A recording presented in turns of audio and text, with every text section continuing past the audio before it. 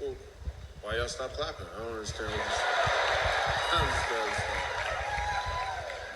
So we're gonna have some fun. My name is Michael Jr. I'm gonna do some jokes. But they're not gonna start right away though. I just wanna point that out. So, because for me, comedy is like, it's like dating somebody that you really, really like, you know? And I don't wanna rush this, you know? I used to do that. I used to come up on stage, I would do a joke right away, jump right in, you know, but I got hurt, man, so. You know.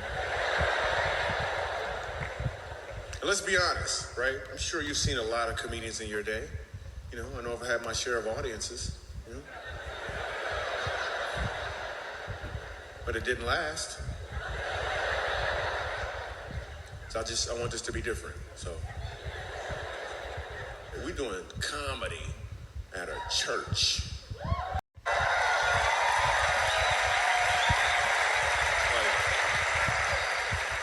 Like, how's this gonna work out, really? I mean, some people are like, I just came to see this thing explode. What's so amazing about doing comedy at church, when I was a kid, laughing at church was illegal. You couldn't laugh at church. I remember one time laughing at church because this lady was jumping around and her wig fell off. So, that stuff was funny. Her wig fell off and then I laughed, my grandmother would pinch and twist. I can understand a pinch. You gonna twist? That's the devil.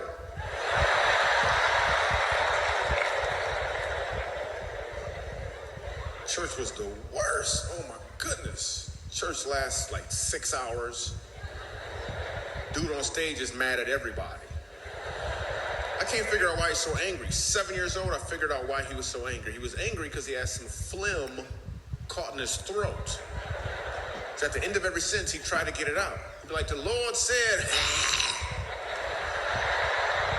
act like you. I'm like, Grandma, he need to gargle, Grandma. I'm 7 years old, man. Church lasts 6 hours, too. Then we go in the basement and eat a sandwich and come back up. I'm like, what was that, a halftime or something? Actually, I'm gonna be real with you. There's enough black people here. It was always chicken. Why do we always gotta eat chicken? Every single time. I know, I had to tell them. I'm sorry, we had church, you know? And tuna. At the end of church, they would ask us, I was like, so you wanna go, after this, we all gonna go to the sister church. I don't even like the brother church.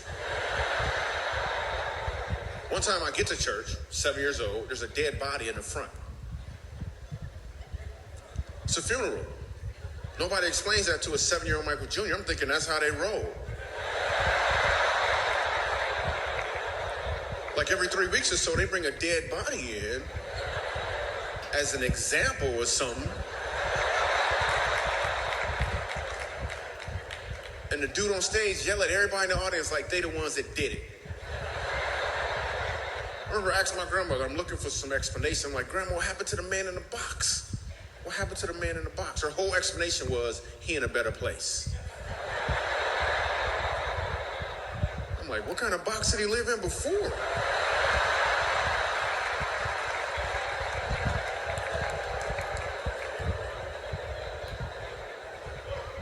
Dude on stage said he went to see the king. That was his whole explanation. He went to see the king.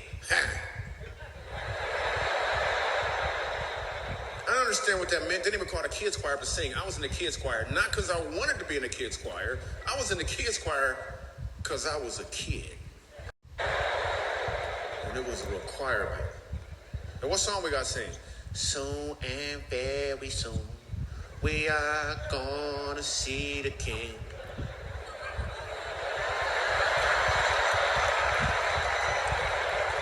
I want to see the king. I want to see the king. You ever go to a funeral and people always talking about the person in the box like they sure he going to heaven?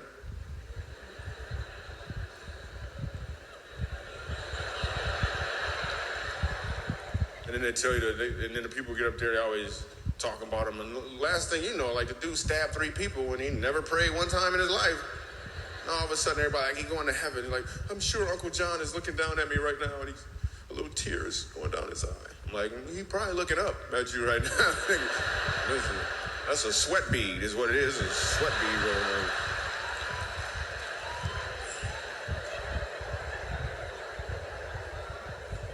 I just made that up right now. I just made that up.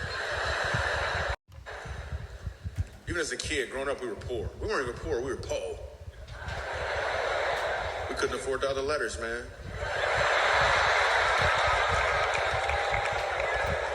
We had no money. I was actually being sponsored by a family from Haiti.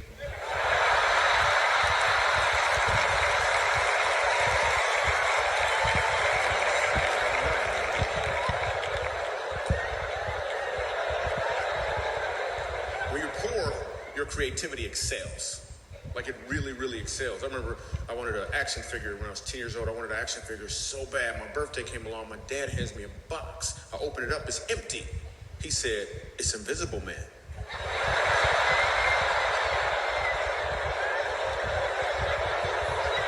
I was like, that is awesome.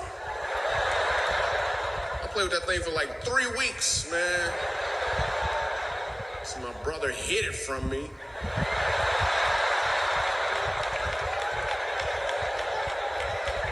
Couldn't find it nowhere, man. I knew he took it. We played games. We just made up games. We played this one game called Talk About You. The instructions were to just talk about you. That's all we did. We talked about each other. My friends would talk about me, but like, Michael Jr., you got some big feet. And I was good at this game. I was like, oh yeah, well, you so dark-skinned. I bet if you ride a motorcycle, you get a ticket for tinted windows.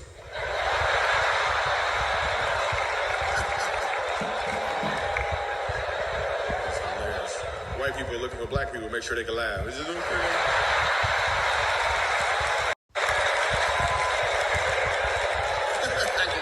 It's okay? You sure? No?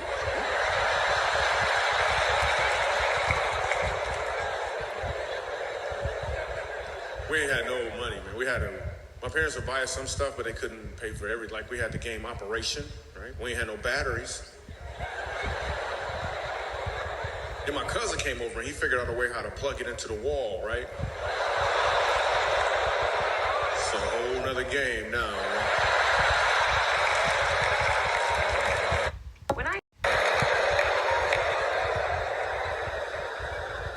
The Operation Roulette is what we called it. It was Operation Roulette. Just played one time. We played one time. I was like, nah, I don't want to play. I don't want to play. Like, it ain't my turn. Somebody else better go.